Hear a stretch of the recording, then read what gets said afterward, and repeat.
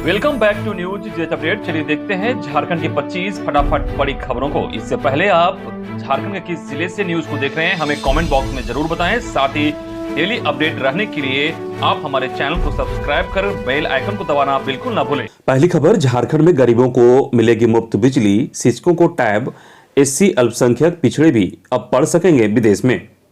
वित्त मंत्री डॉक्टर रामेश्वर उरांव ने वित्तीय वर्ष 2022-23 के झारखंड बजट में कई लोक कल्याणकारी घोषणाएं की हैं। इस बार 13 विभागों की ओर से आउटकम बजट बनाया गया है। इसके तहत कुल 314 योजनाओं को शामिल किया गया है, जबकि 2021-22 के बजट में 11 विभागों के आउटकम के दायरे में रखा गया था। वित्त मंत्री ने अपने भाषण में कहा कि समाज के सभी वर्गों को ध्यान में रखकर बजट तैयार किया गया है। इस बार राजस्व व्यय के लिए 76,273.30 करोड़ का और पूंजीगत व्यय के लिए 24,827.7 करोड़ यानी 1,01,101 करोड़ का बजट तैयार किया गया है। इसका राज्य के विकास में दूरगामी असर दिखेगा। बजट में कुछ खास की बात हम यहां पे कर लेते हैं। पहला है कि गरीबों और किसानों पर बिजली बिल का बोझ कम करने के लिए प्रत्येक परिवार को 100 यूनिट बिजली मुफ्त देने का प्रस्ताव लिया गया है। हालांकि इसको लेकर ऊर्जा विभाग की तरफ से प्लान जारी कर बताया जाएगा कि मुफ्त बिजली के लिए क्या क्राइटेरिया होगी। वहीं ज्ञानोदय योजना के तहत स्कूलों में गणित और विज्ञान लैब का स्थापन होगा। डिजिटल शिक्षा के लिए शिक्षकों को 42,000 टैब दिए जाएंगे। तीसरा है कि गुरुजी क्रेडिट कार्ड स्कीम शुरू करने का प्रस्ताव है। इसके तहत पैसे के अभाव में उच्चतर शिक्षा से वंचित गरीब छात्र की परेशानी दूर होगी। प्रधानमंत्री आवास योजना ग्रामीण के तहत आईएपी जिलों में प्रति आवास 1.3 लाख और नॉन आईएपी जिलों में 1.2 लाख रुपए दिए जाते हैं। इससे छोटे छोटे कमरे और किचन का ही निर्माण हो पाता है। लिहाजा स्टेट फंड से एक अतिरिक्त कमरे का निर्माण के लिए 50,000 रुपये प्रति आवास देने की तैयारी है। वहीं आंगनबाड़ी के बच्चों को गर्म पोशाक वितरित करने की योजना है। आंगनबाड़ी केंद्रों में वाटर प्यूरिफायर भी लगाए जाएंगे। वहीं कुपोषण को दूर करने के लिहाज से खाद्य योजनाओं से आच्छादित परिवार को प्रति माह 1 रुपया की दर पर 1 किलो दाल देने की योजना है। मरांग गोम के पारदेशीय छात्रवृत्ति योजना का दायरा बढ़ाने का प्रस्ताव है। अब अनुसूचित जाति, अल्पसंख्यक और पिछड़ा वर्ग के छात्र छात्राओं को भी यूके, नॉर्दर्न आयरलैंड के चयनित विश्वविद्यालयों में मास्टर्स डिग्री के लिए वित्तीय सहायता प्रस्ताव भी दिया जाएगा। वहीं गोबर खरीदेगी अब राज्य सरकार। गोधन न्याय योजना के तहत पशुपालकों और किसानों की आय में वृद्धि के लिए उचित मूल्य पर गोबर की खरीदारी करेगी। 36 पन्नों के बजट भाषण में वित्त मंत्री रामेश्वर उरांव ने कई लोक कल्याणकारी योजनाओं की घोषणाएं की हैं। इसमें एग्री स्मार्ट ग्राम योजना के तहत पहले चरण में 100 गांवों का चयन स्थानीय विधायक की अनुशंसा पर किया जाएगा। साथ ही मनरेगा के तहत 12 करोड़ 50 लाख मानव दिवस सृजन का लक्ष्य रखा गया है। ग्राम पंचायत भवन को ज्ञान केंद्र के रूप में विकसित किया जाएगा। ग्रामीणों को पढ़ने के लिए पंचायत ज्ञान केंद्र की स्थापना होगी। वहीं आयुष्मान भारत मुख्यमंत्री जन आरोग्य योजना के तहत ज्यादा से ज्यादा सार्वजनिक और निजी अस्पतालों को जोड़ने हेतु कैशलेस उपचार की सुविधा दी जाएगी। साथ ही झारखंड राज्य खाद्य सुरक्षा योजना के तहत 5 लाख नए परिवारों को जोड़ने का लक्ष्य रखा गया है। अब तक 15 लाख परिवारों को खाद्यान्न मिल रहा है। वहीं 1 लाख युवाओं को कौशल प्रशिक्षित करने का भी लक्ष्य इस बजट में रखा गया है। गुमला, चतरा, लोहरदगा और बोकारो में समाहरणालय भवन, जबकि चतरा, सिमडेगा, बगोदर और जामताड़ा में अनुमंडलीय भवन के निर्माण का प्रस्ताव रखा गया है। साहिबगंज जिला के मल्टी मॉडल टर्मिनल के नजदीक इंडस्ट्रियल कम लॉजिस्टिक पार्क का निर्माण का प्रस्ताव है। व्यावसायिक वाहनों के फिटनेस जांच के लिए ऑटोमेटेड टेस्टिंग स्टेज का निर्माण करवाया जाएगा। वैज्ञानिकी प्रशिक्षण को गति देने के लिए झारखंड फ्लाइंग इंस्टीट्यूट नामक सोसाइटी के गठन का प्रस्ताव रखा गया है। विमानन क्षेत्र में निवेश को बढ़ावा देने के लिए राजकीय नागर विमानन नीति 2022 के गठन का प्रस्ताव है। वहीं साहिबगंज में हवाई अड्डा के निर्माण का प्रस्ताव लिया गया है। स्टार्टअप को प्रोत्साहित करने के लिए स्टार्टअप कैपिटल वेंचर फंड की स्थापना होगी। वित्तीय वर्ष 2022-23 में पीएम एम्प्लॉयमेंट जनरेशन प्रोग्राम के तहत 5,000 युवक युवतियों को स्वरोजगार से जोड़ने का लक्ष्य है। रांची में Jharkhand institute of craft and design को आगामी शैक्षणिक सत्र से शुरू करने का प्रस्ताव है। नई तकनीक से उद्योग स्थापित करने के लिए झारखंड इंडस्ट्रियल पार्क पॉलिसी और झारखंड इलेक्ट्रिकल व्हीकल पॉलिसी लागू करने का प्रस्ताव है। वहीं रांची, जमशेदपुर और धनबाद में आधुनिक सिटी बस सेवा शुरू करने की योजना है।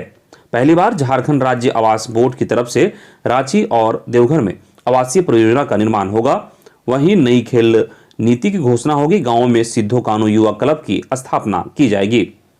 साथ ही रांची में राज्य स्तरीय सांस्कृतिक केंद्र की स्थापना का भी प्रस्ताव लिया गया है। अगली खबर, पंचायत सचिव अभ्यर्थियों पर पुलिस का बल प्रयोग, धक्का मुक्की में एक जख्मी। झारखंड पंचायत सचिव और निम्न वर्गीय लिपिक अभ्यर्थियों का प्रदर्शन दिन प्रतिदिन बढ़ता ही जा रहा है। गुरुवार को भी पंचायत सचिव के सैकड़ों अभ्यर्थी विधानसभा की तरफ कूच कर रहे थे। इसी दौरान पुलिस ने उन्हें विधानसभा जाने से रोका, जिसमें जोर जबरदस्ती हुई। पुलिस के बल प्रयोग करने में कुछ अभ्यर्थी घायल हो गए। जख्मी पंचायत सचिव का नाम गुलाम हुसैन बताया जा रहा है। रिम्स से उसे छुट्टी भी दे दी गई है। गुरुवार को जैसे ही पंचायत सचिव अभ्यर्थी विधानसभा के लिए कूच किए, वैसे ही पुलिस बल ने अभ्यर्थियों को रोकने के लिए बल प्रयोग किया, जिसके बाद अभ्यर्थियों ने भी विरोध किया। इस धक्का मुक्की में गुलाम हुसैन नामक एक अभ्यर्थी बुरी तरह से घायल हो गया, जिसके बाद उनके कुछ छात्रों ने उन्हें हॉस्पिटल पहुंचाया।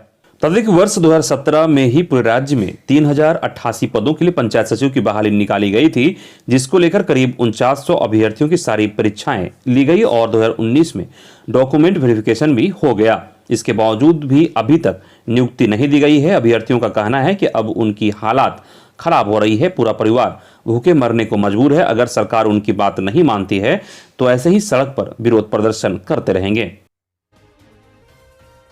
अगली खबर, असिस्टेंट प्रोफेसर भर्ती में कोर्ट ने राजभवन से मांगा जवाब। झारखंड में असिस्टेंट प्रोफेसरों की नियुक्ति नियमावली को चुनौती देने वाली याचिका पर सुनवाई करते हुए हाईकोर्ट ने राजभवन को नोटिस जारी कर जवाब दाखिल करने का निर्देश दिया है। Chief justice doctor Ravi Ranjan और जस्टिस सुजीत नारायण प्रसाद की अदालत में डॉक्टर तस्लीम आरिफ की याचिका पर सुनवाई करते हुए यह निर्देश दिया। अदालत ने कहा कि सरकार की ओर से बनाई गई नियमावली को कुलाधिपति ने भी मंजूरी दी है, इस कारण उनका पक्ष जानना जरूरी है। याचिका में कहा गया है कि राज्य सरकार की ओर से 2017 में विश्वविद्यालय की नियुक्ति से संबंधित नियमावली बनाई गई है। ऐसा करना सरकार का अधिकार क्षेत्र में नहीं आता है। इसके लिए विश्वविद्यालय ही नियमावली बना सकता है। इधर सत्ता पक्ष ने बजट को सराहा तो विपक्ष ने नकारा। मुख्यमंत्री हेमंत सोरेन ने वित्तीय वर्ष 2022-23 का बजट पेश होने के बाद पत्रकारों से कहा कि हमारा लक्ष्य है कि राज्य के अंतिम व्यक्ति तक सरकार की निगाहें पहुंचे। सरकार की ओर से चलाई जा रही विकास की योजनाएं अंतिम व्यक्ति तक पहुंचे, हर व्यक्ति को इसका लाभ मिले। उन्होंने कहा कि यह बजट सभी वर्गों का सुनहरा कल लेकर आएगा। इतना ही नहीं, यह झारखंड के विकास की गति भी प्रदान करेगा। वहीं दूसरी ओर भाजपा प्रदेश अध्यक्ष व राज्यसभा सांसद दीपक प्रकाश ने राज्य के बजट को दिशाहीन, दृष्टिविहीन, नीतिविहीन, नियतविहीन बताया है। प्रदेश भाजपा कार्यालय में मीडिया को संबोधित करते हुए उन्होंने कहा कि राज्य को विकसित करने, सजाने और संवारने की सोच नहीं है। वित्त मंत्री ने अपने तीसरे बजट में भी राज्य के युवाओं, किसानों, महिलाओं, अनुसूचित जाति, जनजाति, पिछड़ों को छलने का काम किया है। पूरे बजट भाषण में को सुनकर यह स्पष्ट है कि यह जनता से पूछकर या जन भावनाओं के अनुरूप बनाया गया बजट नहीं है, बल्कि केवल आंकड़ों की बाजीगरी और बजट पेश करने की औपचारिकता वाला बजट है। वहीं पूर्व मुख्यमंत्री व भाजपा के राष्ट्रीय उपाध्यक्ष रघुवर दास ने कहा कि झारखंड सरकार का बजट सत्ताधारी दलों के घोषणा पत्र की तरह ही है, खोखला और दिशाहीन। फंड का रोना रोने वाली सरकार ने बजट का आकार तो बढ़ा दिया, पैसे कैसे खर्च होंगे इसका कोई ठोस नीति पेश नहीं की। अगली खबर, किसानों को केसीसी की सुविधा दिलाने में मदद करे। मुख्यमंत्री हेमंत सोरेन से गुरुवार को झारखंड विधानसभा स्थित अपने कक्ष में राष्ट्रीय कृषि और ग्रामीण विकास बैंक नाबार्ड के अध्यक्ष डॉक्टर GR चिंताला ने मुलाकात की। भेंट वार्ता के क्रम में बैंकों द्वारा राज्य में गरीब तबके के लोगों सहित किसानों और जरूरतमंदों को प्राथमिकता के साथ ऋण मुहैया कराने सहित कई मुद्दों पर चर्चा हुई। मुख्यमंत्री हेमंत सोरेन ने नाबार्ड के अध्यक्ष डॉक्टर GR ताला से कहा कि ग्रामीण अर्थव्यवस्था की मजबूती और स्वरोजगार के लिए राज्य सरकार निरंतर प्रयासरत है। राज्य में कृषि की असीम संभावनाएं हैं। राज्य में अधिक से अधिक किसानों को बैंकों से किसान क्रेडिट कार्ड की सुविधा प्रदान की जाए, इस पर नाबार्ड को पहल करने की आवश्यकता है। मुख्यमंत्री ने कहा कि यहाँ के किसानों के पास आर्थिक बैकअप नहीं रहने के कारण वे कृषि सहित अन्य रोजगार परक कार्यों में भी संपन्न नहीं बन पा रहे हैं। मुख्यमंत्री ने कहा कि राज्य के विकास में नाबार्ड की भूमिका अहम है। नाबार्ड जिम्मेदारी के साथ कार्य करने वाली बड़ी संस्था है। सरकार चाहती है कि नाबार्ड द्वारा संचालित योजनाओं का लाभ लोगों को मिल सके। अगली खबर, झारखंडी मुद्दों को लेकर उलगुलान पदयात्रा 9 को। 1932 खाद्यान्न आधारित स्थानीय नीति लागू करने सहित अन्य 17 सूत्री मांगों को लेकर 9 मार्च को बिरसा उलगुलान पदयात्रा होगी। आयोजन खाद्यान्न अधिकार आंदोलन रांची करेगी। यह जानकारी कोकर स्थित समाधि स्थल में हुई प्रेस वार्ता में गुरुवार को दी गई। इस दौरान भगवान बिरसा की प्रतिमा पर माल्यार्पण कर उलगुलान की घोषणा की गई। जानकारी दी गई कि पद यात्रा समाधि स्थल से बिरसा मुंडा संग्रहालय जेल मोड़ तक होगा। इसमें हजारों लोग पारंपरिक वेशभूषा वाद्य यंत्रों के साथ झारखंडी हक अधिकार की रक्षा के लिए शामिल होंगे। इसके पद यात्रा के माध्यम से अनुसूचित जनजातीय और क्षेत्रीय भाषा की को 8वीं अनुसूची में शामिल करने, असुरी, ब्रिजिया, मालतो, बिरहोरी जैसे आदिम भाषाओं को सभी जिला में शामिल करने, सरना मसना का सर्वे करवाकर खुद घेराबंदी करने, जमीन से मामलों का फास्ट ट्रैक कोर्ट में निष्पादन करने, 25 करोड़ तक की ठेकेदारी सिंगल विंडो सिस्टम से जल्द लागू करने, राज्य की हर नियुक्ति में आरक्षण का सख्ती से पालन करने, बैकलॉग वैकेंसी जल्द भरने, जाति प्रमाण पत्र बनाने की विसंगति को दूर करने, स्वरोजगार लोन के लिए कार्पस फंड बनाने सहित अन्य मांग की जाएगी। अगली खबर, अंबा प्रसाद के साथ दुर्व्यवहार मामले में मंदिर के महाप्रबंधक हटाए गए। देवघर के बाबा बैद्यनाथ मंदिर के महाप्रबंधक रमेश परिहस्त को बड़कागांव की विधायक अंबा प्रसाद से उलझना महंगा पड़ गया। अंबा प्रसाद के साथ दुर्व्यवहार मामले में मंदिर के महाप्रबंधक पर 48 घंटे के भीतर ही कार्रवाई की गई। उसे मंदिर के महाप्रबंधक पद से हटा दिया गया। यह आदेश देवघर के डीसी मंजुनाथ महंत्री ने दिया है और कार्य से मुक्त कर दिया। बताते हैं कि महाशिवरात्रि के दिन देवघर के बाबा बैद्यनाथ मंदिर में पूजा को लेकर विधायक अंबा प्रसाद देवघर के बाबा मंदिर गई थी। इसी बीच मंदिर के महाप्रबंधक रमेश परिहस्त के बीच और अंबा प्रसाद के बीच तीखी बहस हुई थी और विधायक के साथ अभद्रता से पेश आया था। अगली खबर, सरकारी स्कूल के बच्चे भी जल्द जाएंगे बसों से स्कूल। जगन्नाथ महतो। झारखंड में सरकारी स्कूल में पढ़ने वाले विद्यार्थी अब बसों से स्कूल जाएंगे। इस दिशा में शिक्षा मंत्री जगन्नाथ महतो ने हरी झंडी दिखा दी है। विधानसभा में महागठबंधन के सरकार द्वारा बजट पेश करने के बाद शिक्षा मंत्री जगन्नाथ महतो ने कहा कि 1 वर्ष बाद शिक्षा के क्षेत्र में सभी शिकायतें दूर कर दी जाएगी। नेतरहाट आवासीय विद्यालय की तर्ज पर चाईबासा, दुमका और बोकारो में भी आवासीय विद्यालय खोले जाएंगे। मंत्री ने कहा कि यह बजट झारखंड की जनता के लिए है। शिक्षा मंत्री ने कहा कि इस बजट के इम्प्लीमेंट के बाद राज्य की आधी से अधिक समस्याएं दूर हो जाएगी। मंत्री ने शिक्षा के क्षेत्र में राज्य सरकार द्वारा पेश किया गया बजट कहा ऐतिहासिक है। इधर विपक्ष व सत्ता पक्ष दोनों ने पिछड़ों को आरक्षण के आधार पर पंचायत चुनाव कराने की मांग की। वहीं विपक्षी दलों ने आरक्षण के आधार पर पंचायत चुनाव कराने की मांग को लेकर प्रदर्शन किया। इस दौरान बजट सत्र के 14 दिन सदन के बाहर विपक्ष ने पिछड़ों को आरक्षण के आधार पर त्रिस्तरीय पंचायत चुनाव कराने की मांग की। वहीं इस मांग का समर्थन सत्ताधारी दल ने भी किया है। सत्ताधारी दल के विधायक मथुरा प्रसाद महतो ने भी विपक्ष के इस मांग का समर्थन किया। उनका कहना है कि निश्चित रूप से राज्य में पिछड़ों को 27% आरक्षण मिले, उसी के आधार पर झारखंड में पंचायत चुनाव हो। उन्होंने कहा कि सरकार सर्वोच्च न्यायालय के आदेश का पालन करते हुए पंचायत चुनाव कराए। उन्होंने कहा कि सरकार भले ही कैबिनेट में इसे मंजूरी दे दी है, लेकिन पिछड़ों को 27% की आरक्षण मिलना चाहिए। तो जिस तरह से सत्ता पक्ष और विपक्ष दोनों ने पंचायत चुनाव को लेकर प्रदर्शन किया है, उम्मीद की जा रही है कि अब आरक्षण के बाद ही पंचायत चुनाव हो झारखंड में संभव हो सके, और ऐसा हुआ तो झारखंड में फिर 6 महीने तक पंचायत चुनाव टल सकते हैं। वहीं आरक्षण के आधार पर चुनाव कराने को लेकर भाजपा विधायक रामचंद्र चंद्रवंशी ने कहा कि सरकार अगर पिछड़ों को 27% आरक्षण के साथ पंचायत चुनाव नहीं कराती है तो आगे बृहद रूप से आंदोलन होगा।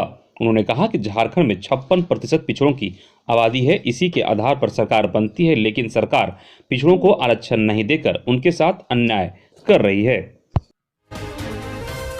अगली खबर, सरेंडर करने वाले 2 इनामी नक्सलियों के परिजनों को चतरा एसपी ने सौंपा 20 लाख का चेक। सरेंडर करने वाले 2 इनामी नक्सलियों के परिजनों को चतरा एसपी राकेश रंजन ने 20 लाख का चेक सौंपा है। साल 2021 में चतरा पुलिस के समक्ष सरेंडर करने वाले नक्सलियों को आत्मसमर्पण नीति के तहत गुरुवार को सरकार द्वारा घोषित राशि प्रदान की गई। एसपी राकेश रंजन ने अपने कार्यालय में दोनों इनामी नक्सलियों के परिजनों को चेक के माध्यम से सरकार द्वारा घोषित राशि प्रदान की। इनमें टीएसपीसी के रीजनल कमांडर मुकेश गंजू और सब जोनल कमांडर नागेश्वर गंजू उर्फ तरुण शामिल हैं। मुकेश गंजू पर 15 लाख का इनाम घोषित था, जबकि नागेश्वर गंजू पर 5 लाख का इनाम घोषित था। अगली खबर, जेएसएससी ने इन पदों के लिए जारी किया संशोधित पत्र। झारखंड कर्मचारी चयन आयोग ने झारखंड सामान्य स्नातक योग्यताधारी संयुक्त प्रतियोगिता परीक्षा 2021 को लेकर एक महत्वपूर्ण नोटिस जारी किया है।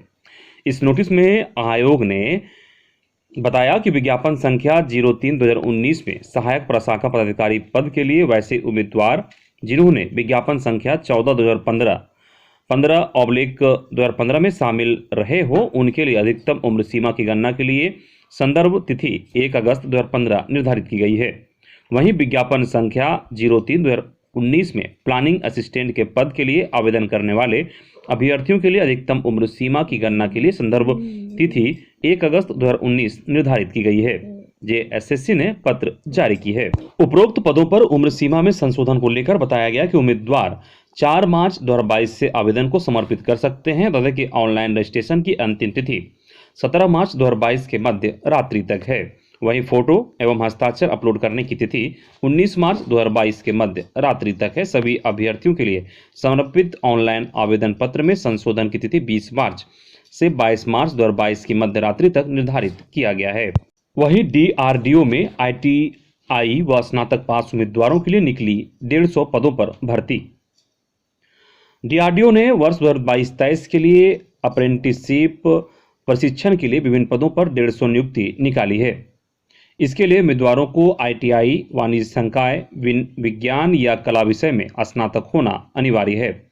वहीं उम्मीदवारों को प्रशिक्षण के दौरान मासिक 7,000 से 9,000 रुपये दिए जाएंगे। उपरोक्त पदों पर उम्मीदवार डीआरडीओ की वेबसाइट rac.gov.in या drdo.gov.in पर जाकर ऑनलाइन आवेदन कर सकते हैं।